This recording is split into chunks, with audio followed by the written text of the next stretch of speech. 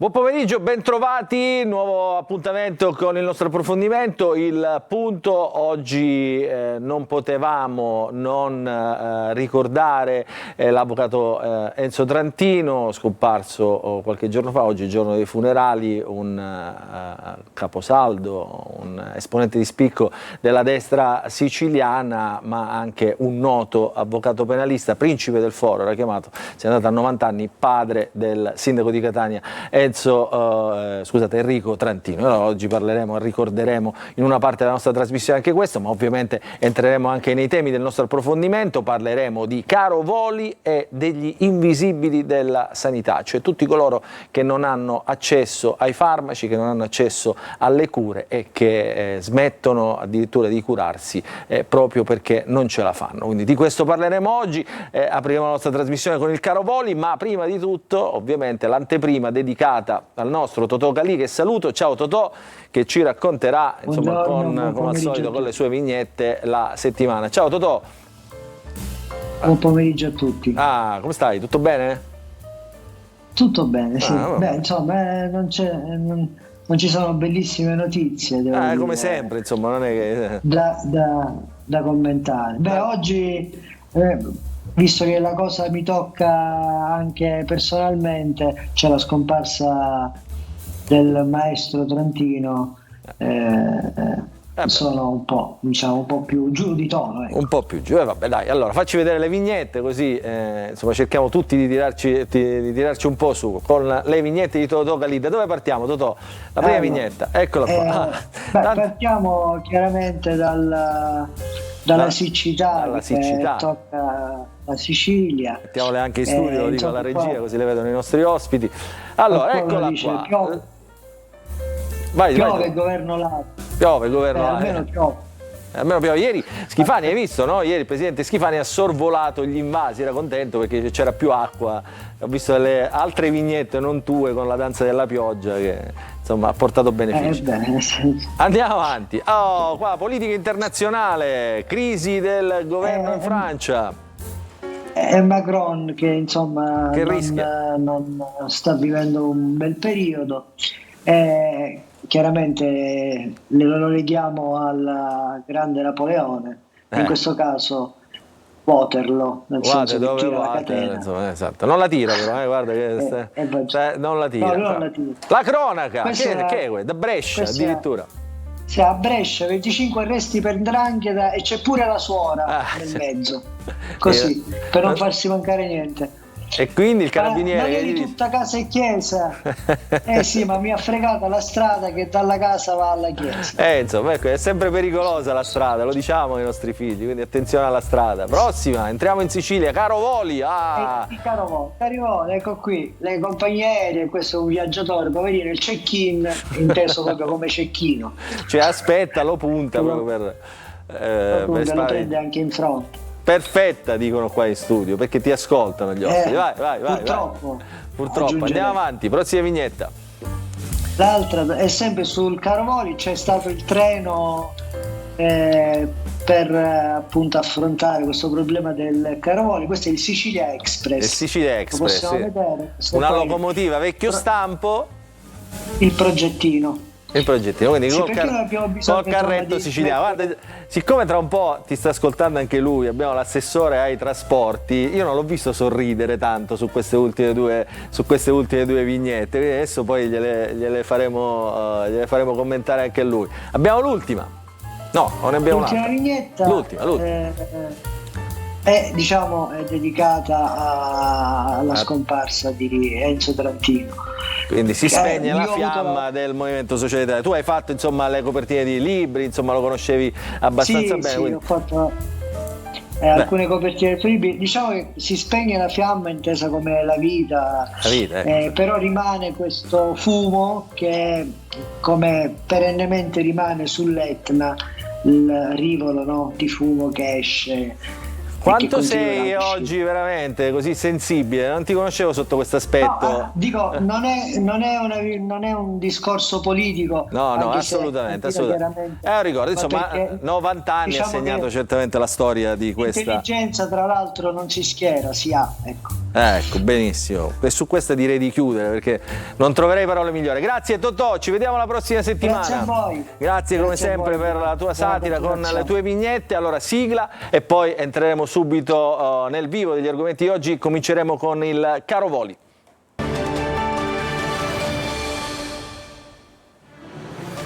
Ancora buon pomeriggio ai nostri ospiti, cominciamo oggi parlando del caro voli, la nostra trasmissione, vi presento subito gli ospiti, con me in studio c'è il professore Marco Romano, docente di economia delle imprese, esperto anche ovviamente in economia dei trasporti, adesso ci darà dei numeri. In collegamento l'assessore regionale dei trasporti Alessandro Aricò, che saluto, che è artefice, insomma io devo ammetterlo, poi devo come dire, sottolinearle le cose, il mio ruolo. Questo assessore si sta spendendo da quando si è insediato per cercare di abbassare queste tariffe aeree, lo diciamo a tutti, è come dire, un problema strutturale, però la regione insomma sembra metterci tutte le risorse possibili e immaginabili. Lo sconto, lo diciamo già adesso, per i viaggiatori siciliani, tutti i viaggiatori siciliani, è stato aumentato al 50%. Quindi saluto l'assessore Aricò, Alessandro Aricò, e saluto anche il collega Gioacchino Amato di Repubblica, anche lui esperto, scrive sempre di buon trasporti. Ciao Gioacchino, con me in studio come sempre Antonio Condorelli, in questa prima parte ovviamente cercheremo di capire intanto in che cosa si sostanzia questo nuovo provvedimento della regione sugli sconti. Assessore Aricò, abbiamo detto dal 25 al 50%, ce lo spiega lei velocemente? Sì, velocemente, innanzitutto saluto anche gli ospiti e i tanti telespettatori che ci seguono da casa. Consentitemi soltanto di poter porgere le mie condoglianze sincere ad Enrico Trantino e tutta la famiglia Trantino per il grave lutto che ha colpito la loro famiglia, ma tutta la Sicilia direi per la perdita dell'avvocato Trantino. Per quanto riguarda invece il nuovo provvedimento sul caro voli, è un provvedimento anche questo unico, nel senso che noi proprio per le festività ci siamo accorti scusate, che le impennate dei prezzi avvenivano soprattutto durante le festività.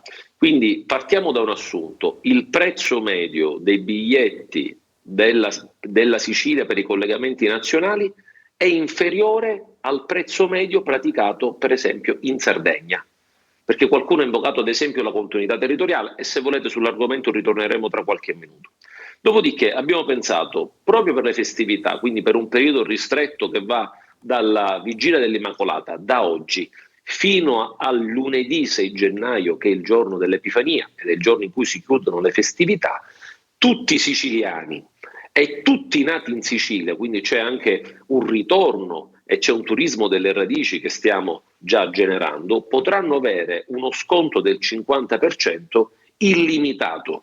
Allora, assessore, scusi se la interrompo, noi nel frattempo stiamo mettendo le grafiche che la regione stessa ha preparato proprio per rendere più efficace e più diretto il messaggio, quindi 50% per tutti, dal 7 di dicembre, cioè praticamente da oggi, fino al 6 gennaio. Sì, quindi sono esattamente 32 giorni in cui abbiamo notato, perché abbiamo ormai le statistiche di un anno intero e quindi anche l'impennata e i prezzi medi dei biglietti, che praticando lo sconto, in cui ci sono naturalmente maggiorazioni rispetto agli altri periodi dell'anno che vanno dal 40, 50, 100% o a volte anche il 200% di incremento, abbiamo notato che applicando uno sconto del 50% a tutti agevoleremo la partenza di tutti i siciliani o la partenza dei tanti siciliani che hanno modificato la residenza per motivi o di lavoro, di studio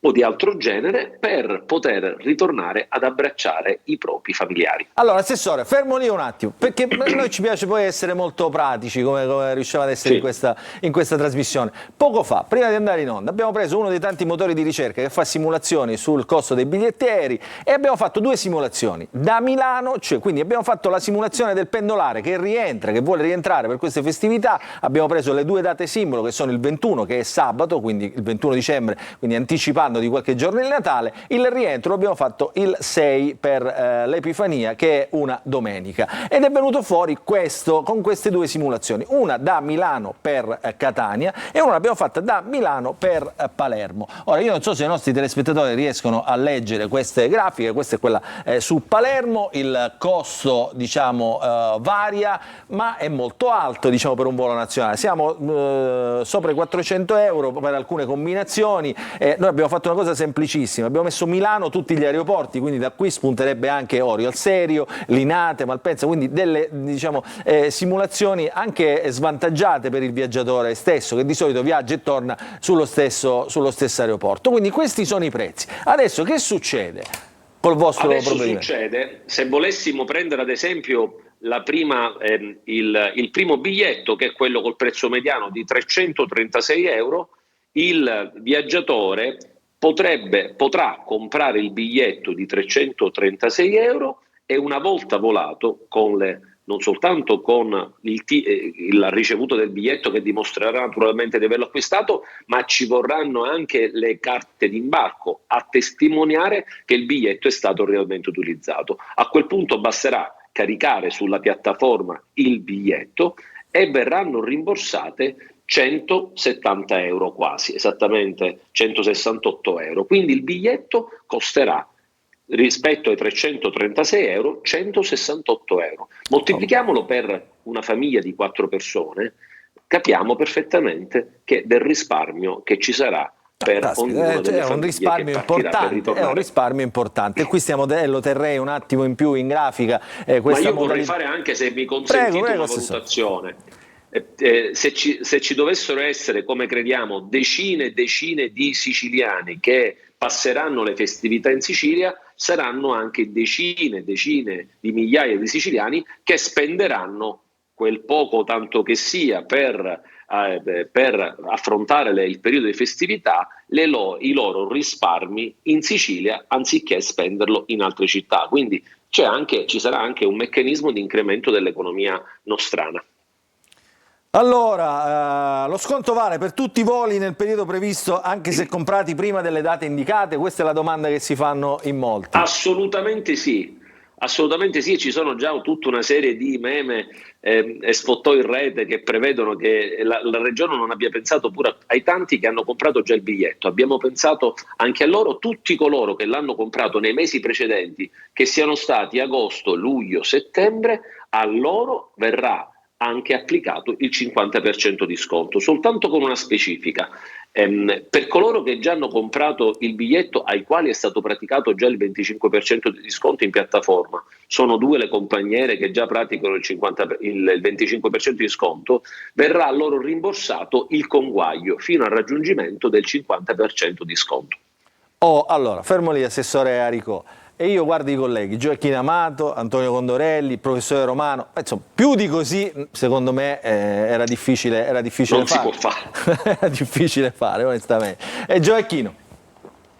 Sì, allora intanto diamo atto di questo, anzi aggiungo una cosa perché l'assessore l'ha dimenticata, e cioè che è stata eliminata in questo mese anche la soglia massima di sconto possibile, perché fino a ieri praticamente lo sconto del 25% e del 50% per alcune categorie, però aveva una soglia massima oltre la quale non si poteva andare. Ora questa soglia per questo mese non c'è, quindi lo sconto del 50% diventa reale. Ciò non toglie anche lo sforzo di aumentare la platea con i nati in Sicilia. Naturalmente i limiti ci sono sempre, perché in ogni cosa, perché il problema è strutturale, e i 2 limiti sono in un telegiornale concorrente, cioè il TGR Sicilia. Proprio oggi c'è un servizio in cui gli albergatori, soprattutto quelli di Siracusa, lamentano un calo degli arrivi natalizi dovuto al caro voli, perché i turisti non possono beneficiare di nessuno sconto e quindi si trovano davanti a queste tariffe. No, voglio dire, non voglio aumentare lo sconto, quindi però rimane il problema del caro voli per il turismo, e poi c'è chi dice ci sono 17,2 milioni di euro messi nella variazione di bilancio che servono a questo, e se ne andranno credo tutti in un mese, perché è una platea di beneficiari dello sconto sicuramente. Su questo però io lo dico Gioacchino, ma lo dico a tutti, cioè io non confonderei però i piani, perché il piano qui è favorire la mobilità dei siciliani e quindi la Regione credo pensi a questo. Ci sono tanti nostri studenti, tanti nostri concittadini che vivono, come diceva l'assessore, fuori dalla Sicilia, vogliono tornare a riabbracciare i parenti, a passare il Natale, le feste con i loro parenti, e qui il turismo insomma si fa con i soldi che si hanno, voglio dire, andare a New York costa più che andare a Reggio Calabria a passare le feste, è chiaro questo, no? Cioè, mi sembra... Sì, no, quello sì, il problema è che in certi casi un turista milanese potrebbe anche dover spendere per andare a Palermo quanto spende per andare a New York, e questo diciamo è un po' un problema per la Sicilia, ma poi c'è il discorso appunto che si spendono 17,2 milioni di euro, ma purtroppo il problema del caro voli rimane lo stesso, cioè non viene eliminato a livello strutturale. Ecco, questo è un altro tema, cioè la domanda è una misura tampone, credo sia questa. Qui vorrei entrare... credo che l'ingegnere dei trasporti mi possa dire anche, e poi c'è tutto un tema secondo me che non riguarda solo gli aerei, ma anche i treni, Sicilia Express compreso. Prima, quando c'erano le ferrovie dello Stato, si facevano i treni straordinari dal nord al sud per il periodo natalizio. Adesso il nostro sistema di trasporti italiano è saturo, lo dimostra il fatto che se si blocca un Frecciarossa a Firenze si blocca tutta l'Italia, e quindi non si possono mettere più treni. C'è un problema di saturazione nel sistema dei trasporti che nei momenti clou delle vacanze di Natale o dell'estate mostra le corde e fa aumentare i prezzi, perché ai tempi delle ferrovie dello Stato l'algoritmo non c'era e adesso invece hai c'è. messo in fila un sacco di cose, quindi questo è un problema strutturale e adesso lo chiederemo al professore Romano. Antonio? Allora, il problema strutturale, interventi per tutti più brevi, il perché problema sennò riusciamo a strutturale è chiudere. quello dell'aumento e del costo che i cittadini e coloro che volano sono costretti a corrispondere per lasciare la Sicilia o per tornare in Sicilia. Ora, se noi lo analizziamo soltanto dal punto di vista regionale siciliano, allora la Regione è intervenuta per quello che poteva fare, ma il problema è strutturale ed è nazionale. E cosa vuol dire questo? Vuol dire che ogni anno dovete sapere che le compagnie di volo percepiscono 550 milioni di euro di incentivi per il prezzo che loro praticano, che vengono corrisposti dalle 34 società di gestione degli aeroporti.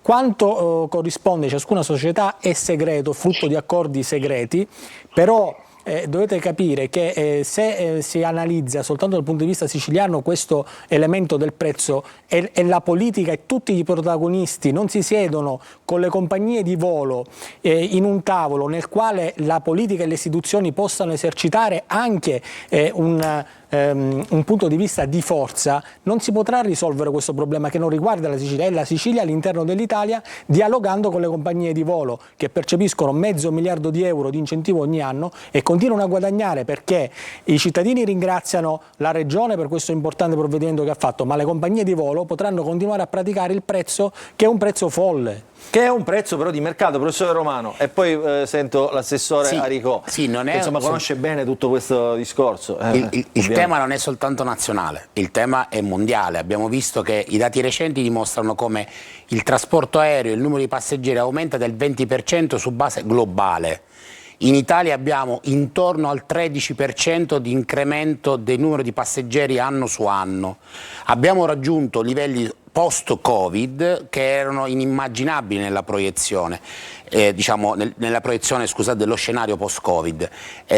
La più grande difficoltà che il sistema del trasporto aereo sta affrontando in questa fase è la lenta produzione di aeromobili. Gli aeromobili sono stati prodotti anno su anno in un numero superiore al 6% rispetto all'anno precedente. Mancano le materie prime, manca il personale qualificato, mancano tutta una serie di elementi e di componentistica che sono stati, tra virgolette, fortemente messi in crisi dalla guerra in Ucraina, paese fornitore di dispositivi proprio nel mondo dei motori elettrici e delle tecnologie di ultima generazione. Quindi abbiamo un mondo che va al 20%, un'Italia che va al 13%, l'aeroporto di Catania che va più del 13%, con un tasso di saturazione dei posti negli aerei stabilmente, non nel periodo delle festività natalizie, stabilmente, quindi con un loading factor altissimo. Siamo sempre più in presenza di persone che rimangono a terra per la normativa che consente la prenotazione, la vendita di biglietti in un numero maggiore rispetto ai posti a sedere, con la difficoltà delle compagnie aeree di approvvigionarsi di aeromobili. Il numero di posti a sedere di un aeromobile è dato e il numero di destinazioni mondiali che cresce al 20% è chiaro a tutti che non è Catania-Milano, Palermo-Roma e viceversa, e quindi in questa situazione le compagnie possono, come dire, legittimamente organizzare con i loro sistemi di revenue management che gli permette di gestione dei ricavi, che gli permette di utilizzare degli algoritmi legittimi, vorrei chiarirlo a tutti, legittimi, così come Booking o le altre piattaforme per la prenotazione dei nostri hotel utilizza lo stesso sistema, ma anche le altre tipologie di prodotti che noi compriamo online, e quindi abbiamo una situazione stabile che prevederà per tanti altri anni un andamento di mercato. Così è. Allora io guardo l'assessore Aricò. Aggiungo un'altra cosa, se volete, cioè che Volotea è venuto a Palermo a presentare la prossima stagione estiva e ha dovuto confessare che voleva aumentare le rotte, invece ne ha messe 2 e ne ha dovute elevare altre 2 proprio per la mancanza non solo di aerei nuovi, ma perché anche gli aerei usati e quelli in leasing costano molto di più di prima. Allora, assessore Aricò, io sorrido perché dico, di fronte a un quadro, uno scenario globale, dico, il povero assessore ai trasporti della regione siciliana, diciamo, io non so cosa possa fare, che si chiami Aricò, che si chiami in un altro modo, dico, poi noi tutto quello che potevamo fare e anche quello che non era immaginabile fare l'abbiamo fatto. Sicuramente quanto rappresentato dal professore Romano è assolutamente confacente alla realtà, e lui ha disegnato anche un quadro di carattere industriale dell'industria degli aeromobili, ed è così, solo che a fronte di questa penuria di aeromobili comunque la voglia di viaggiare aumenta, e i dati statistici ce le indicano un aumento considerevole del numero dei passeggeri.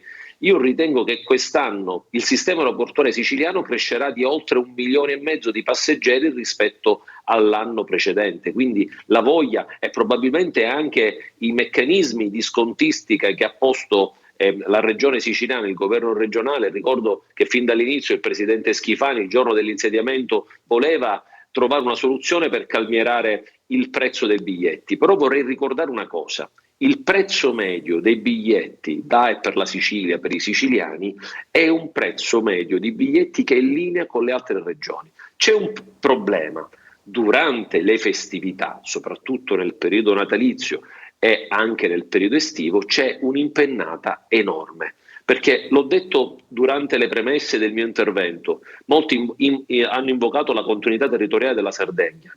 Per noi sarebbe una sciagura pagare un biglietto 178 euro Cagliari-Milano piuttosto che Palermo-Milano ogni periodo dell'anno, da gennaio a febbraio. Perderemmo il nostro obiettivo. Noi invece dobbiamo porre in essere dei meccanismi per cui le compagnie aeree possono avere maggiori richieste, a queste maggiori richieste corrispondere maggior numero di tratte volate. C'è proprio un comunicato di ieri pomeriggio di ITA Airways che ha aumentato le tratte verso la Sicilia, perché sta incominciando ad avere richieste importanti di coloro che vogliono viaggiare. Senta, assessore, 2 domande veloci che riguardano appunto questo provvedimento. Uno è, diciamo, l'accusa che fanno al governo le opposizioni, cioè il provvedimento, quello che diceva un po' prima, no? È un provvedimento tampone, cioè la regione sta così mettendo i soldi dei siciliani su una questione che poi non vedrà una soluzione. La seconda domanda è più pratica, e c'è anche chi diciamo, non può permettersi però di anticipare 300-400 euro a persona per volare. Si vede una famiglia di 4 persone spende mediamente 1000-1200 euro diciamo, in anticipo, verranno poi rimborsati, però non tutti possono, come dire, anticipare questi soldi e poi aspettare il rimborso. In questo caso nel Natale, per esempio, in tanti dovranno scegliere se fare un regalo o un pensierino piuttosto che comprare il biglietto aereo. Cosa rispondiamo? Sì, ha perfettamente ragione per quanto riguarda il rimborso. Il nostro è un rimborso. Bisogna però ricordare che noi abbiamo chiesto a tutte le compagnie che esercitano comunque delle tratte all'interno e per la Sicilia di poter modificare la loro piattaforma di bigliettazione per far sì che potessero direttamente avviare lo sconto verso i loro clienti. Soltanto 2 compagnie hanno accettato di praticare lo sconto e sono tra l'altro nelle tratte più volate da e per la Sicilia, che sono naturalmente le tratte della Sicilia Quali verso sono queste Roma compagnie, Assessore? Le 2 compagnie che per adesso praticano lo sconto direttamente sono ITA e Aereo Italia, e lo fanno, diciamo, per le tratte di Roma e Milano, che sono le tratte tra le più gettonate in Europa. Il professore Romano potrà concordare con me che le due tratte, il Catania-Roma è la tratta, Catania-Roma è la prima in Italia, ed è tra le prime in Europa, tra le prime. Naturalmente di voli nazionali, attenzione, forse addirittura potrebbe essere la prima anche in Europa tra i voli nazionali, naturalmente non metto quelli internazionali. Dopodiché oltre Milano-Roma, la tratta Palermo-Roma e Catania-Milano, e dopodiché Palermo-Milano sono tra le tratte più richieste a livello nazionale. E allora sono già 2 compagnie. A me dispiace che questo inconveniente o questa possibilità di praticare direttamente lo sconto da parte delle compagnie non possa essere praticato anche da altre compagnie. Tra l'altro il nostro avviso è un avviso aperto. Qualora noi avessimo la possibilità di stipulare la possibilità di una compagnia di accettare la nostra richiesta, potremmo stipulare già da lunedì una convenzione per garantire poi lo sconto direttamente ai siciliani, dopodiché noi di fatto ogni mese paghiamo una fattura sia ITA che Aeroitalia, che ci viene poi, diciamo, inviata per la sommatoria della scontistica prodotta. Soltanto queste 2 compagnie hanno effettuato lo sconto, guardate che è un dato incredibile, a 450.000 biglietti. Noi in un anno di attività, tra andata e ritorno, abbiamo fatto lo sconto o il rimborso, perché o lo sconto alla fonte o il rimborso, oltre a 1 milione di biglietti aerei, e credo che sia un numero inaspettato rispetto a come era partito, con alcuni dubbi, non nostri naturalmente, del governo né del Presidente della Regione, perché ci abbiamo creduto fin da subito, ma all'inizio erano in pochi a scommettere sulla bontà del provvedimento. Professor Romano, e poi chiudiamo. Fermo restando che questo intervento sicuramente è risolutivo per tante situazioni, vorrei sottolineare che ci sono anche altri mezzi di trasporto che spesso dimentichiamo e che in passato noi tutti abbiamo utilizzato, per esempio anche quello su gomma, e considerate che anche lì le tariffe su gomma non risentono di queste impennate. Vorrei dire che è chiaro che c'è una sovradomanda, quindi eccesso di domanda in una situazione di offerta limitata. Facendo riferimento a quello che era l'intervento di Condorelli, che ringrazio per la puntualizzazione rispetto ai piani di promozione e agli incentivi che le compagnie aeree ottengono, effettivamente ogni aeroporto pubblica la politica commerciale, quindi i criteri che vengono utilizzati per svolgere attività commerciale, ed se è accessibile in tutti gli aeroporti, nei siti di tutti gli aeroporti come materiale. Però è corretto il ragionamento nella misura in cui generalmente la promozione è volta verso quelle destinazioni che incrementano il volato, incrementano l'attivazione di voli e quindi tendenzialmente potenziano l'attrazione turistica, la destinazione in una logica di attrazione turistica. Certo, la provocazione, che provocazione non è, di mettere intorno a un tavolo e cercare, nel nostro caso, visto questo problema strutturale, di dire sì, io ti incentivo ad collegare destinazioni che fino adesso non mi hanno portato turisti di alcune aree piuttosto che altre, potrebbe essere un'occasione in cui si ragiona sempre da un punto di vista commerciale. Lo voglio sottolineare. Se questa cosa la fa solo la società di gestione dell'aeroporto di Catania, ha una forza. se la fanno tutte le società di gestione insieme con la politica, avverrebbe infatti una rivoluzione che non è mai stata fatta in Italia. Infatti dico, e mi permetto di dire, che la provocazione, inteso come provocazione perché parliamo di regole commerciali, cioè non stiamo parlando di come dire, tariffa pubblica, quindi quelli sono i prezzi praticati, hanno una politica commerciale, però laddove io sono incentivato e posso incentivarti per aumentare la capacità di attrarre flussi da altri paesi, perché questo è quello che viene fatto con quelle politiche, potrei contemperare interessi contrapposti che in questo caso chissà se in una serena fase di negoziazione possa portare a degli equilibri. Assessore, è possibile fare un'operazione di questo tipo? Cioè lei con tutti gli altri titolari, diciamo, di trasporto? Non dobbiamo escludere a priori il presidente che poi detiene, Schifani, che poi detiene anche le quote direttamente, ad esempio, di Airgest, che è la società di gestione aeroportuale dell'aeroporto di Trapani Birgi, o comunque indirettamente attraverso le camere di commercio le quote della SAC, ha sempre manifestato la voglia di poter e voler privatizzare gli aeroporti. E allora noi sicuramente dobbiamo avviare una privatizzazione degli aeroporti, e la politica deve essere a fianco delle società di gestione aeroportuale affinché ci sia una politica comune per l'intera Sicilia. Ad oggi purtroppo i meccanismi di gestione delle società aeroportuali non consentono che alle società di sedersi tutte attorno a un tavolo e di chiedere l'aiuto della politica.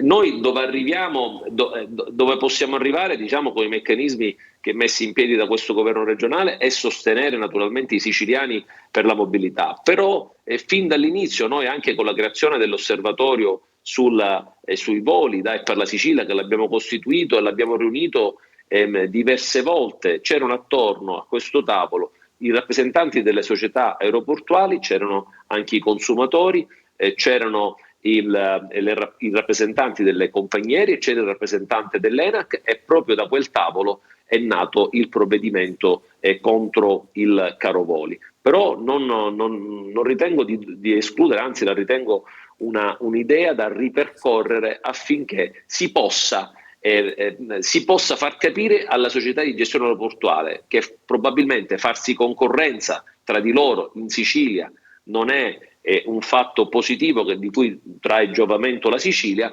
ma fare una politica unitaria potrebbe essere un'ottima soluzione. A questo aggiungo al volo, come regione non possiamo farlo noi.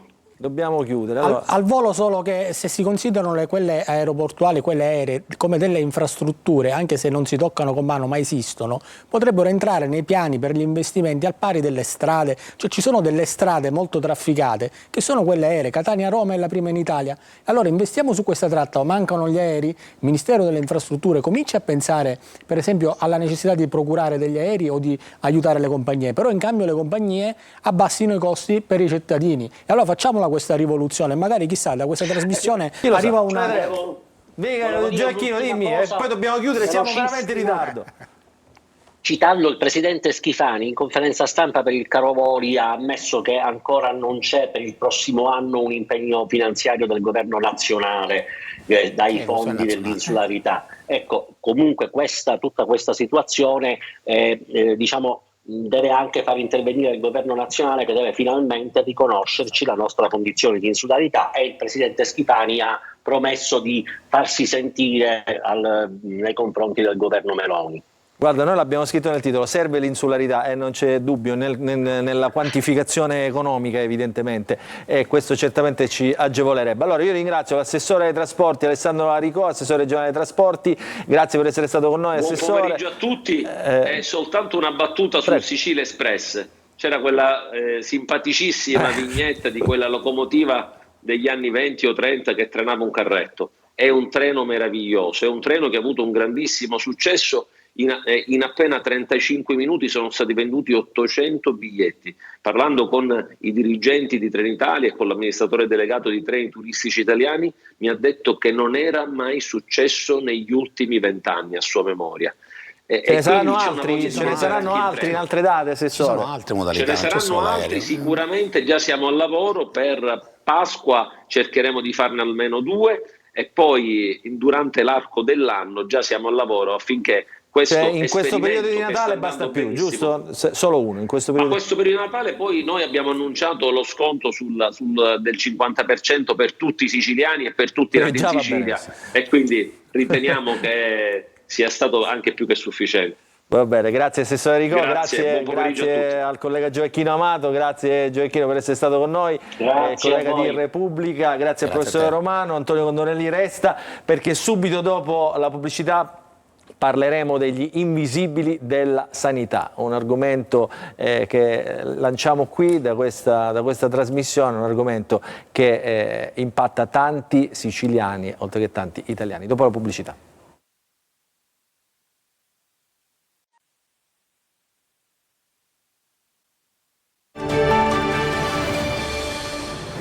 Rientriamo nella seconda parte della nostra trasmissione, l'abbiamo detto prima di andare in pausa, oggi parliamo degli invisibili della sanità, un tema che stiamo sollevando qui oggi al Punto. Sono tutti coloro che non riescono ad accedere alle cure, che non riescono ad accedere ai farmaci per varie motivazioni che vi racconteremo all'interno di questo segmento della trasmissione. In Italia sono 500.000 di persone e sono sempre in crescita, tutto dovuto ovviamente alle condizioni prima di tutto economiche. Allora, in questo servizio di Antonio Condorelli, che come sempre a modo suo riesce a raccontare queste storie, vi facciamo capire chi sono e poi ne parleremo insieme con i nostri ospiti, che saluto. Abbiamo Salvo Guarnera, che è un medico volontario della Caritas, che si occupa appunto di dare i farmaci a chi ne ha bisogno. Onorevole Francesco Ciancitto, componente della Commissione Nazionale della Sanità. Si sta collegando il deputato regionale Antonio De Luca, anche lui componente della Commissione della Sanità, però di quella regionale. Quindi entrambi conoscono ovviamente politicamente anche il tema. Il servizio di Antonio Condorelli e poi apriamo il dibattito in studio.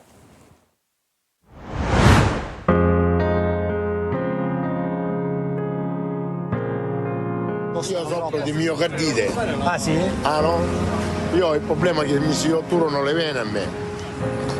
È da un anno che non prende questa pillola per il cuore? Tutte le pillole che dovrei prendere. La cardiospirina, quelle per il fegato, quelle non posso prendere più niente perché non ho come comprarle.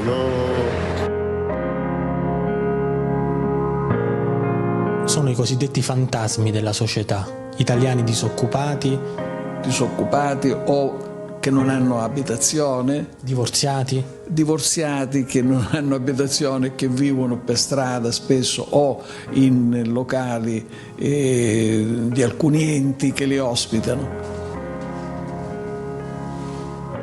Come non lavoro, non faccio niente io, come li compro i farmaci? Quanti anni ha? Io 47. 47 anni. Che lavori ha fatto? Ho lavoricchiato. Dove vive lei? Io in giro per strada. È disoccupato? Sì. Non ha genitori, parenti? No, sono divorziato, ho 3 figli. Non avendo una residenza, un indirizzo, non hanno il medico di base. Lei ce l'ha i soldi per curarsi? No, non prendo neanche pensione, non prendo niente, pensione, non prendo niente. 62 anni? 62 anni. Disoccupato? Disoccupato. Di cosa hanno bisogno? Cosa le chiedono? La maggior parte dei farmaci che richiedono sono antinfiammatori e antidolorifici, a volte degli antibiotici, a volte degli antiipertensivi o farmaci che riguardano l'apparato gastrointestinale. Quanti sono gli italiani che non riescono a curarsi?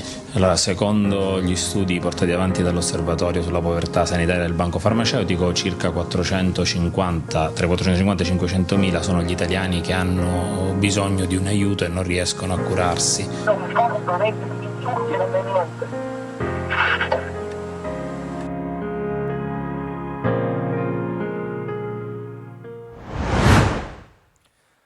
Allora, questo è il tema, Antonio, un grande tema che vogliamo lanciare oggi, ma che approfondiremo certamente anche nei prossimi giorni. Questa purtroppo è la realtà. Considerate, dal 2025 chi non ha residenza potrà avere un medico di base, ma al momento la situazione è questa, e soprattutto chi non ha soldi, chi è disoccupato. Guardate, io ho toccato con mano situazioni veramente che che veramente lasciano senza parole. Io ho conosciuto persone con le gambe macerate che non possono comprare i loro farmaci e non possono fare delle visite.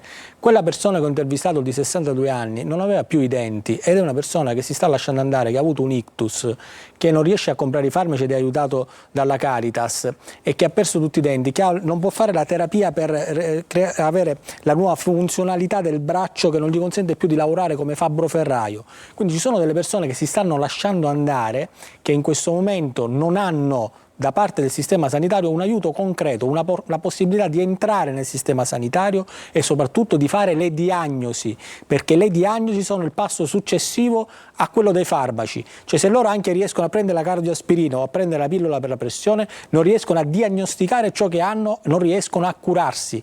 E non pensate che sono i poveri o gli stranieri. Io ho incontrato divorziati, ci sono professionisti, ci sono artigiani, ci sono imprenditori falliti che vivono nelle macchine, che si stanno lasciando andare, non possono acquistare i farmaci salvavita. Questa è la realtà in una Sicilia in cui noi fino alla settimana scorsa abbiamo discusso degli 85 milioni di euro da destinare alle associazioni, alle sagre, alle feste di paese e soprattutto agli amici degli amici. E poi aggiungo, ci sono quelli che a fronte della crisi economica magari possono comprare i farmaci ma dovranno rinunciare ai regali di Natale. Dottore Guarnera, lei è un cardiologo, insomma volontario della Caritas, questo quadro, questa fotografia che ha fatto Antonio Condorelli è quello che vede lei ogni giorno, no? Sì, assolutamente. Mi corrisponde nell'esperienza della quotidianità. Perché ad esempio al Verb Center della Caritas diocesana, dove afferiscono tutte le persone che vengono aiutate attraverso diversi servizi che sono la mensa, il centro di ascolto, l'assistenza legale, e poi abbiamo questo ambulatorio che chiaramente anche questo è un centro di ascolto per le prime necessità delle patologie di base. Voi date i farmaci, diciamo, come? In che modalità? Non si può venire là a chiedere un farmaco, cioè, se si può venire alla Caritas a chiedere un piatto di pasta e nessuno chiede perché, è chiaro che il farmaco ha bisogno anche come dire, di alcune prescrizioni. Certamente. Allora c'è da fare una precisazione. Come voi tutti sapete si distinguono i cosiddetti farmaci da banco, okay? Che sono quelli che tra l'altro sono più frequentemente utilizzati da tutti noi per quelle che sono le patologie più comuni. Faccio dei nomi, insomma, senza fare pubblicità, ma insomma, l'aspirina, la tachipirina, gli sciroppi per la tosse, eccetera, eccetera, gli antidolorifici. Bene, tutti questi farmaci sono comunque integralmente a carico del cittadino, questo a prescindere se il cittadino ha esenzioni per reddito. Certo, è chiaro. E queste persone non possono avere una tachipirina e quindi si rivolgono a noi. È chiaro. Poi ci sono i farmaci più importanti. Poi ci sono i farmaci, quelli invece, come dire, che non si possono dare senza, o meglio, non si possono comprare in farmacia senza la prescrizione del medico. E lì entra, cioè come dire, lì si ricade nel problema di chi ha la residenza ed è iscritto alle liste, diciamo, del servizio sanitario Quindi nazionale. chi non ha, diciamo, una tessera sanitaria in qualche modo è fuori dal sistema sanitario.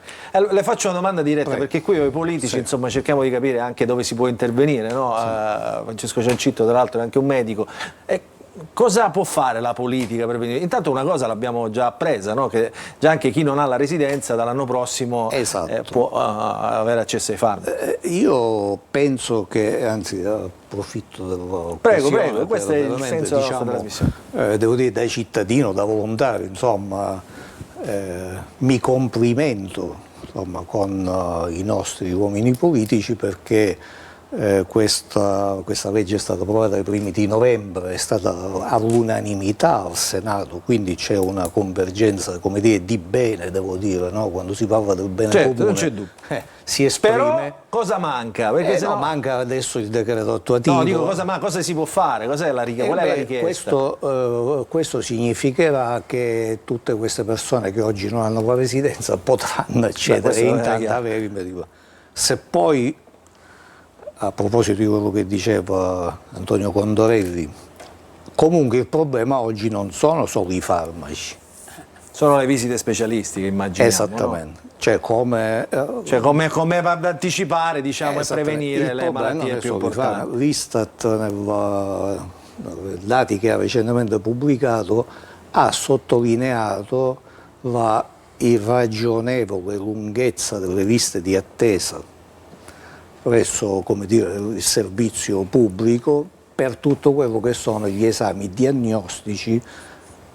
E questo è un argomento. E questo è un altro tema, però, Cencitto, insomma, restiamo sugli invisibili, perché questo è, o quelli che potrebbero diventare invisibili, cioè quelli che non riescono ad avere l'accesso alle cure, perché insomma questo è un grande tema. Diceva Antonio Condorelli, in tanti si lasciano andare, è una malattia che poi progredisce e diventa certamente poi, prima o poi, letale, no?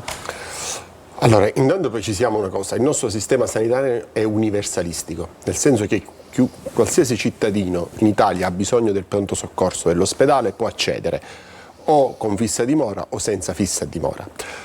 Il problema qual era? Che per accedere a un percorso diagnostico terapeutico assistenziale, quindi per avere una diagnosi certificata e quindi poi accedere a un'esenzione per patologia o per altro, hai necessità di un medico di famiglia. Il sistema sanitario nazionale non prevedeva e non consentiva l'accesso al medico di medicina generale se tu eri senza fissa dimora. Con la legge che è stata approvata prima dalla Camera e successivamente a novembre dal Senato, si dà la possibilità, però questo lo dico solo nelle città metropolitane per adesso, quindi è una legge in via sperimentale che riguarda solo le città metropolitane, quindi in Sicilia, Catania, Messina e Palermo, di accedere al medico di medicina generale ai senza fissa dimora. Questo consente loro di poter, avendo un medico di medicina generale, di accedere a un percorso diagnostico terapeutico assistenziale, quindi andare da un cardiologo, avere fatto una diagnosi di ipertensione arteriosa e di conseguenza accedere all'esenzione per patologia ai farmaci necessari. Questo credo sia un passo importante, fondamentale, che è stato approvato all'unanimità dal Parlamento, così come poc'anzi è stato detto. Riguardo l'accesso alle cure, tanti sono i provvedimenti che sono stati fatti da questo governo nazionale, aspettiamo che ora le regioni attuino quello che è il decreto per l'abbattimento delle liste di attesa. Alcuni decreti legislativi già sono stati fatti dal ministro Schillaci, altri sono in corso, si stanno attuando. Abbiamo stanziato parecchie risorse, pari credo a oltre 100 milioni di euro per l'abbattimento delle liste d'attesa in Sicilia, in Italia molto di più. Stiamo stanziando altre risorse, abbiamo innescato un percorso anche per l'accesso all'iter diagnostico, che chi ha priorità, perché ha diagnosticato un sospetto carcinoma, abbia una priorità rispetto a chi deve fare una diagnosi più semplice o banale. Abbiamo anche previsto i centri unici di prenotazione, quindi ogni regione, la Sicilia ancora non ha un centro unico di prenotazione regionale, ma altre regioni come Lombardia, Veneto ce l'hanno. Tu telefoni, risponde un call center e ti dicono dove tu puoi immediatamente andare a fare quell'esame, perché purtroppo accade che ci sono ospedali o centri oberati da lavoro e con liste d'attesa lunghissime e aziende sanitarie che invece non hanno le stesse liste d'attesa. Però mi sembra interessante, diciamo, l'anomalia che ha segnalato il dottore Guarnera, no? Dice, ci sono dei farmaci che ovviamente sono i cosiddetti farmaci da banco, che hanno un costo per tutti i cittadini, che non guardano, diciamo, alla condizione economica, quindi, dicevo, ritornando al discorso, ci sono molti che evitano di comprarli questi farmaci, di tenersi la febbre perché non possono comprare la tachipirina, il mal di testa o il dolore perché non possono comprarsi altri tipi di farmaci, gli antidolorifici o i farmaci, diciamo, che riguardano lo stomaco, la gastrite, insomma tutte queste malattie. Come si fa a dare una risposta a questa tipologia di popolazione che sta crescendo? È inevitabile, perché c'è chi sceglie di fare altro piuttosto che comprarsi il farmaco, la tachipirina. Anche De Luca, adesso che vedo collegato. De Luca, questo è un tema, no? Cioè, in tanti siamo sotto Natale, in tanti preferiscono veramente non fare il regalo di Natale piuttosto che rinunciare ai farmaci, o viceversa fare il regalo di Natale per non deludere figli o che ne so, magari i familiari, e allora magari si posticipa anche l'acquisto del farmaco. Questo è un grande tema, diciamo, che sta passando come dire, in ombra, no? Sotto sottobosco, però è un grande tema che la nostra società sta vivendo sulla propria pelle. De Luca. Luca, no, questo non è un grande tema, questo è il tema dei temi. La sanità pubblica, perché sanità pubblica non sono soltanto gli ospedali, non è soltanto il pronto soccorso, ma è anche l'accesso alle cure, l'accesso alla prevenzione, l'accesso ai farmaci. E da questo punto di vista l'osservatorio sulla povertà siciliana è impietoso, quello del Banco Farmaceutico, che ci sta dicendo che i soggetti in condizione di povertà sanitaria sono aumentati di oltre l'8% rispetto all'anno prima. E anche in Sicilia, da questo punto di vista, noi dobbiamo immaginare che c'è un incremento di quasi il 50% della domanda dei farmaci gratuiti. Quindi c'è una situazione che è disastrosa da questo punto di vista, per cui al di là di tutti gli sforzi che poi vanno distinti dai proclami che il governo di centrodestra sia nazionale che regionale fanno, c'è una condizione di fatto che dimostra in maniera anche inequivocabile che da quando è stato anche tolto il reddito di cittadinanza i cittadini siciliani, italiani, le fasce più deboli non hanno più neppure la possibilità di curarsi e di comprarsi i farmaci. Aggiungiamo una cosa, che dal punto di vista pratico il fatto che una persona, come per esempio un divorziato che vive in una macchina, abbia la possibilità finalmente di iscriversi e di avere un medico di famiglia, non è che risolve i suoi problemi sanitari, perché noi stiamo dando a questa persona una possibilità basilare di entrare in un circuito, ma in un circuito che non funziona, perché noi lo sappiamo per noi, cioè lui può entrare nel circuito in cui tutti noi viviamo ed è un circuito che non funziona, cioè noi sappiamo benissimo che la sanità in questo momento è una sanità per chi può pagare e non è una sanità per tutti, perché se io devo fare una diagnosi, ho la possibilità di fare una diagnosi e ci vuole un anno per avere per fare una risonanza, allora io in questo momento sto dando a queste persone disperate la possibilità di aspettare un anno, ma allora queste persone hanno il problema di capire cosa mangeranno la sera. Il papà divorziato deve capire se a quei bambini che lui incontra, ai 3 figli che lui incontra, lui può comprare un pacco di caramelle e lui rinuncia, ma ha detto, a comprarsi la cardioaspirina che costa 1,80 euro. Questa è la realtà e sono persone che potrebbero anche lavorare ma che non trovano lavoro. Sancito. Permetto una cosa, che se tu hai una diagnosi fatta per patologia cardiaca o per alto genere, hai bisogno della cardioaspirina, la cardioaspirina rientra fra i farmaci esentati per patologia, quindi precisiamo questo, quindi se tu hai il tuo medico di medicina generale dentro in un percorso diagnostico terapeutico assistenziale, la cardioaspirina rientra fra queste patologie. Allora, noi abbiamo trovato al nostro insediamento un sistema sanitario nazionale che era stato smantellato nei 10 anni precedenti, definanziato per oltre 37 miliardi di euro, non è stato trovato, la curva pensionistica di tutto il personale che andava in pensione non veniva sostituita, non si comprendeva che alcune professioni non erano più appetibili da parte dei nostri giovani, guardo a chi si laurea in scienze infermieristiche, perché? Si iscrivono in 1000, arrivano alla laurea 500, ma perché arrivano alla laurea 500? Perché altri 500 cambiano facoltà, entrano in medicina, vanno in farmacia, vanno in altre facoltà. Perché? Perché questa facoltà non è appetibile, questa professione non è ritenuta appetibile dai nostri giovani. Allora bisogna rendere appetibile questa professione. Questo stiamo facendo in commissione con un'indagine conoscitiva sulle professioni sanitarie. L'infermiere ha necessità che venga istituita nel suo percorso professionale una crescita professionale, che è quella che tu puoi andare come infermiere di reparto, ma poi puoi diventare infermiere di sala operatoria, puoi diventare infermiere della cassa di comunità, un percorso che ti consente una crescita professionale che insieme a una crescita economica, quindi aumentare lo stipendio ma dare una prospettiva di carriera professionale. Tutto questo non è stato fatto negli anni passati. Noi in 2 anni stiamo cercando di riparare a questo, non è semplice, non è complicato, in una situazione internazionale difficile, ma noi abbiamo portato il finanziamento del sistema sanitario nazionale nel 2025 a 136 miliardi e continuerà a crescere negli anni futuri. Allora ci dobbiamo fermare, pubblicità, ritorniamo subito dopo, abbiamo 5 minuti scarsi per diciamo così, dare qualche altro input, poi questo è un tema che io voglio certamente proseguire, approfondire nelle prossime puntate, dopo la pubblicità.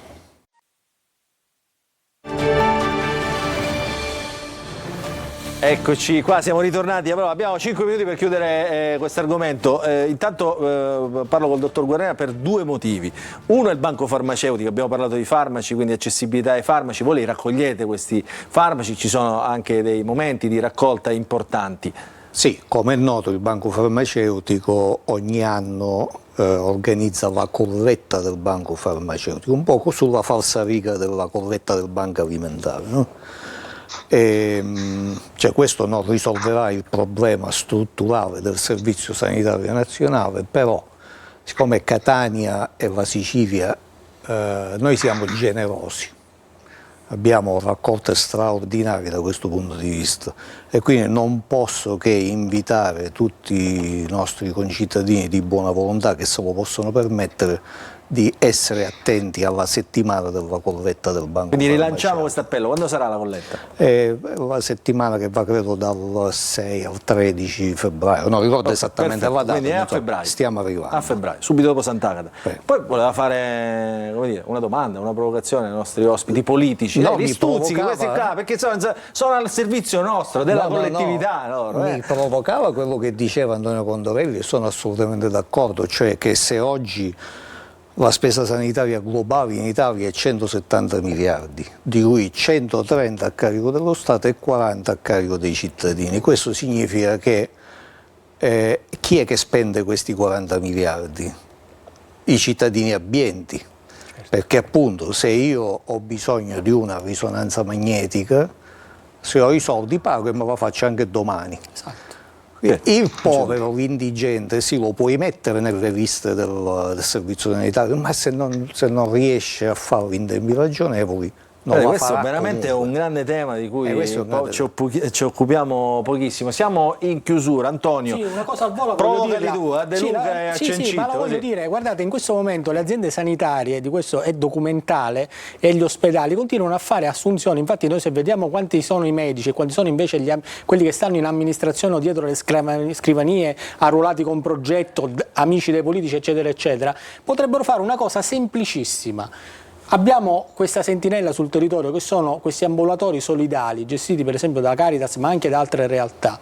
Affidate a loro un percorso protetto e diretto con i centri diagnostici, con i luoghi in cui è possibile fare radiografie, con i luoghi in cui è possibile fare delle TAC, in cui è possibile controllare il cuore, e loro vi mandano le persone che hanno anche medici di famiglia ma che purtroppo sono poveri e non possono aspettare un anno. E allora in questo momento voi risolverete e salverete la vita a decine, a centinaia, a migliaia di persone, anziché continuare a fare consulenze agli amici degli amici. Cencito, De Luca, si può fare? Certo che si può fare. Si può fare, in parte si sta facendo, perché vorrei dire che lo smaltimento delle liste d'attesa ha portato a dei risultati importanti. Ma questi, mi scusi, questi non entrano nelle liste d'attesa, questi sono dei fantasmi in questo momento. Non possiamo aspettare che entrano. Quando vanno loro alla Caritas, mi scusi se le interrompo, quando loro vanno alla Caritas il giorno dopo devono avere la possibilità di fare una radiografia, se no queste persone continueranno a ubriacarsi, a dormire per terra, a vivere di disperazione. Li vogliamo salvare o li vogliamo fare entrare nel trappolone? Mi sembra che io ho detto poc'anzi che all'unanimità il Parlamento, sia alla Camera che al Senato, ha approvato un provvedimento per consentire dal 1 gennaio 2025 l'accesso alle cure ai senza fissa dimora. Questo è un passo. Ragioniamo, quindi questo mi sembra che sia velocemente anche su altri fronti. No, chiaramente se chi fa questi ambulatori solidari accompagna un soggetto a un pronto soccorso per un sospetto infarto, viene sottoposto a tutti gli accertamenti necessari per diagnosticare un infarto del miocardio. Non è che il sistema sanitario nazionale lascia morire un soggetto che ha un sospetto infarto o una patologia acuta. Chiaramente bisogna smaltire ancora di più le liste d'attesa, ma bisogna anche coordinare, perché non è solo un problema di risorse, è anche un problema di coordinamento di queste risorse. Quindi è necessario, come ho detto prima, un centro unico di prenotazione regionale per far sì che chi vuole prenotarsi, se non ha posto a Catania, possibilmente troverà posto all'ospedale di Enna, va lì e si fa la risonanza magnetica o la TAC di cui ha necessità. Quindi se non c'è questo coordinamento... De Luca, in chiusura, all'ultima parola. Io non so se siamo su Scherzi a parte, perché sto sentendo una serie di corbellerie incredibili. Allora, intanto le persone hanno bisogno di una medicina efficace e di prossimità, perché è vivadio che uno con l'infarto viene portato al pronto soccorso, quella che c'era durante il Covid, quella che avete fatto durante il Covid, la medicina territoriale che funzionava. Stessa situazione. Allora sto dicendo, uno, a noi serve che una persona che deve fare una visita, non a quello che gli viene l'infarto, viva Dio che lo curano, ci manca che lo lasciano morire, solo questo manca. Quindi a una persona che ha bisogno di cure di prevenzione, che si deve fare una mammografia, si deve fare una risonanza magnetica, se ha 90 anni, se non è facilmente trasportabile, sia fatta in tempi ragionevoli e senza bisogno di attraversare la Sicilia con le bellissime strade che abbiamo. 2. Il tema è: le persone non possono accedere alle cure. In questo momento in Sicilia ci sono oltre 100.000 famiglie che non possono accedere alle cure primarie, 300.000 soggetti, quasi 500.000. È inutile che dite che avete aumentato la spesa sanitaria, perché l'avete aumentato perché è aumentata l'inflazione, è aumentato il costo della vita, è aumentato il costo dei medicinali. Perché il costo dei farmaci è rimasto uguale, non subisce la variante dell'inflazione, le materie energetiche. No, se dobbiamo, faremo una trasmissione dedicata a quello. Sono disponibile a fare una trasmissione su tutti i lati e dimostrarvi che non è così. Vi rinvito a tutte e due. Allora, grazie. Concludo senza essere interrotto, perché già sono a distanza io.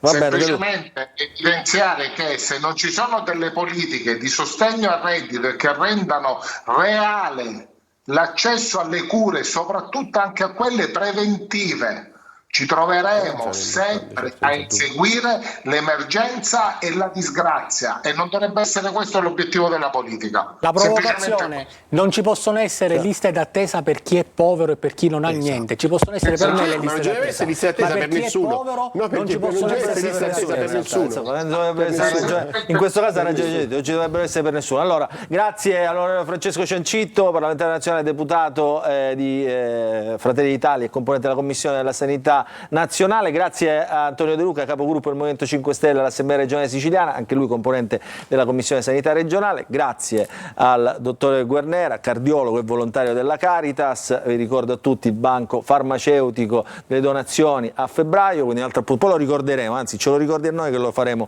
attraverso le nostre telecamere. Antonio, noi ci fermiamo subito dopo il ricordo di Enzo Trantino, dopo la pubblicità.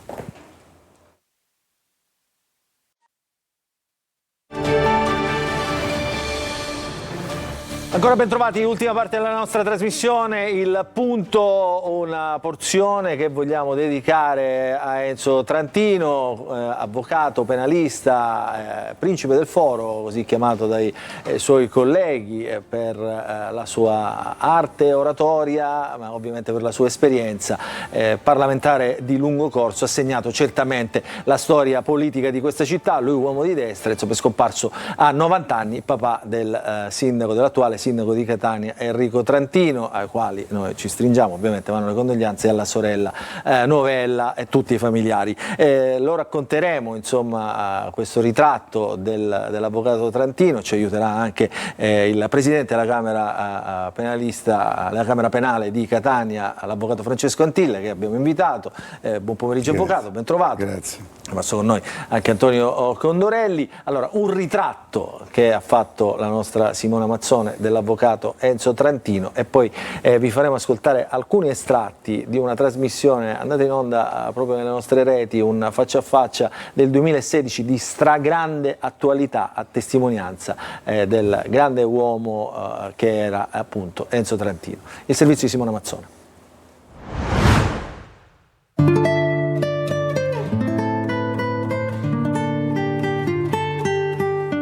Perde uno dei suoi figli più illustri, un politico integerrimo definito principe del foro per la sua dialettica e per i suoi successi professionali, abile scrittore, uomo per bene che ha vissuto legato ai valori e alla famiglia.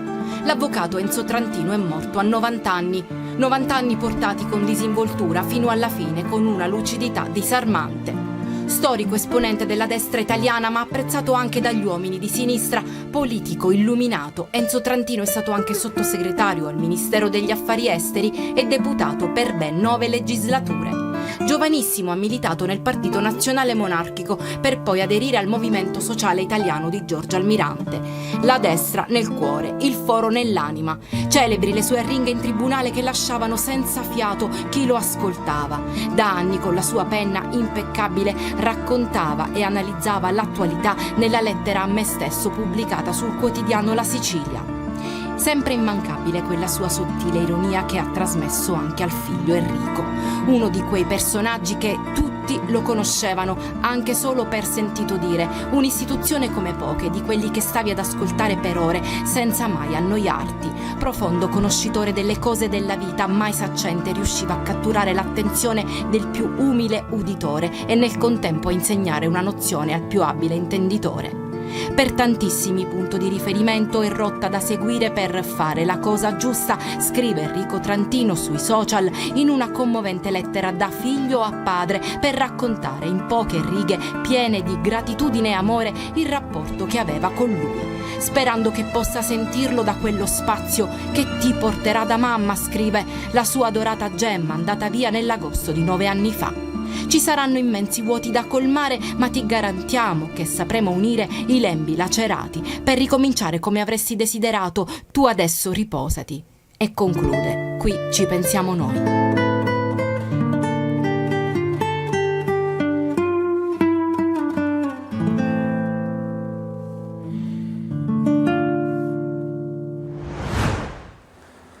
Beh, davvero molto bello, toccante questo ricordo, questa scheda di Simone Mazzoni con il montaggio di Ottavio Longo. Avvocato Antille, lei oggi è stato ai funerali, ha parlato a nome di tutti gli avvocati penalisti di Catania, insomma questo è il ritratto di Enzo Trantino.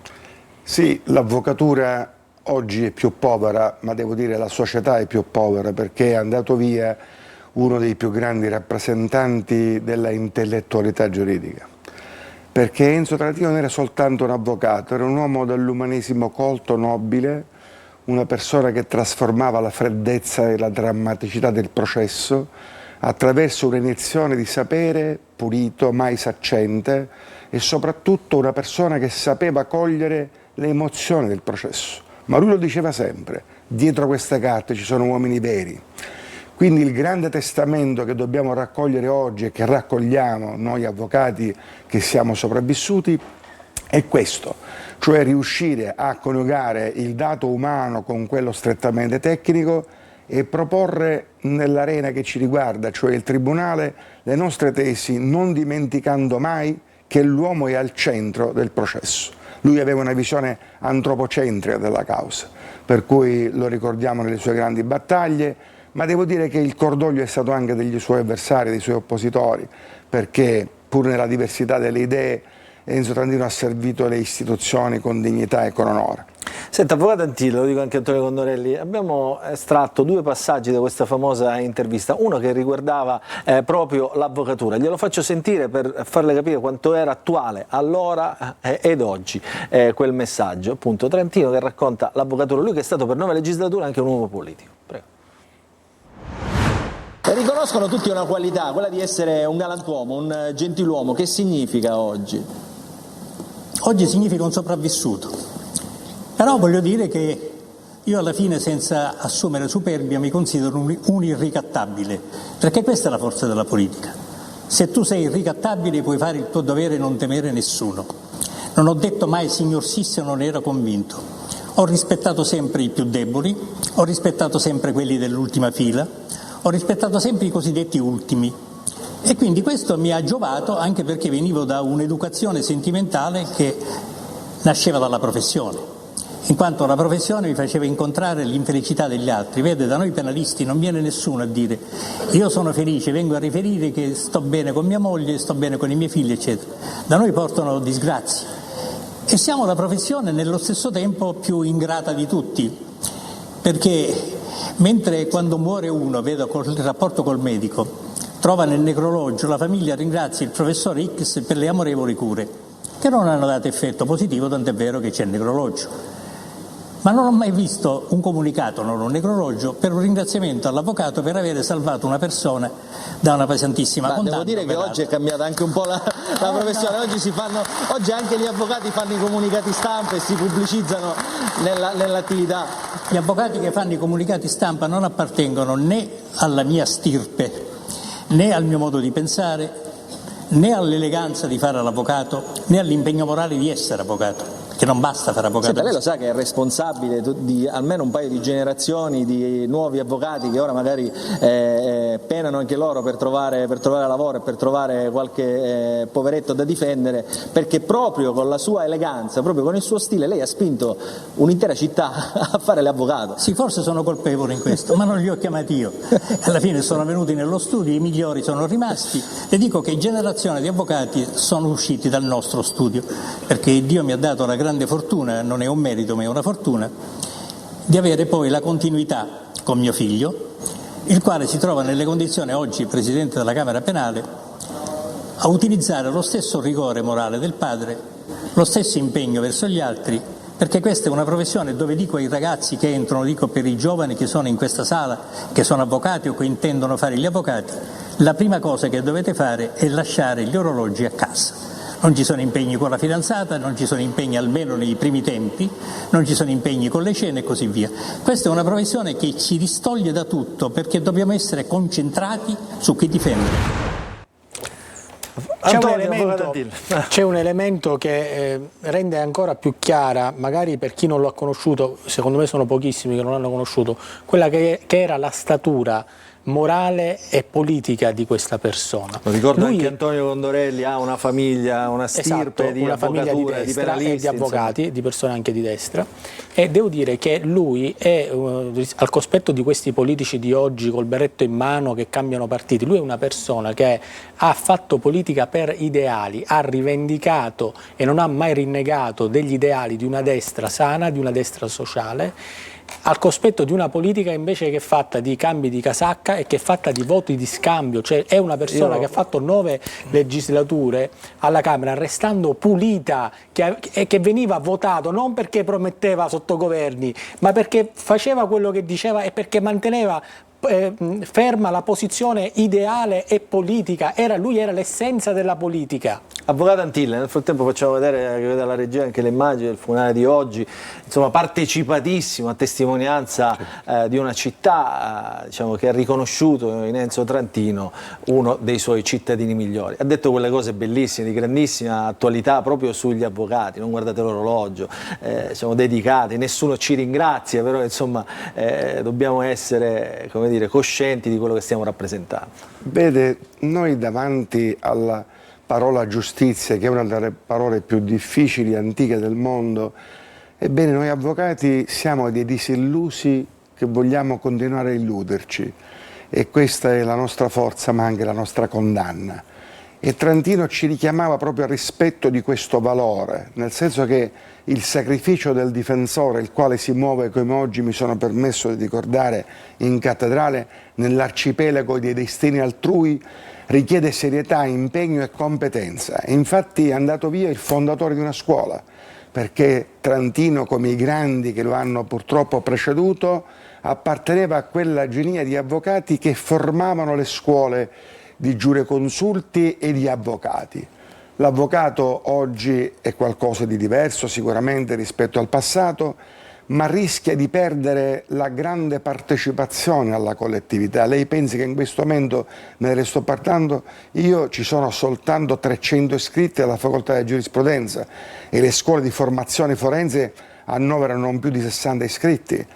C'è stata una caduta sicuramente che meriterebbe un recupero adeguato. Servirebbero forse altri Enzo Trantino, no? in questo sicuramente sì. L'ho detto in quell'intervista che tra l'altro io voglio ricordare per i nostri telespettatori, andrà in onda questa sera in versione integrale, dura circa mezz'ora su Antenna Sicilia a partire dalle ore 21, è un'intervista in cui Enzo Trantino racconta e si racconta, e poi domani alle 14:30 su Telecolor, quindi se volete rivedere e riascoltare Enzo Trantino, il suo messaggio di grandissima attualità, è veramente un'intervista che sembra fatta ieri pomeriggio, e questa anche la grandezza dell'uomo e del grande oratore. Io però, Antonio Condorelli faceva riferimento alla politica prima, perché l'ho detto, 9 legislature di Enzo Trantino, sempre dalla stessa parte, sempre a destra con il Movimento Sociale, poi Alleanza Nazionale.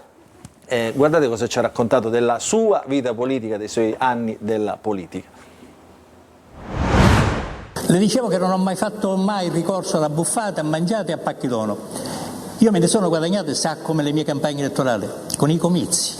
Ne facevo 5 al giorno, uscivo alle 2 del tribunale, mangiavo, mia moglie che è stata il principio e il centro della mia vita, mia moglie mi preparava subito un pranzo veloce, la macchina mi aspettava giù e cominciavo per 5 comizi e arrivavo sfinito all'ultimo, al quinto, cercando di cambiare sempre temi per evitare la ripetitività.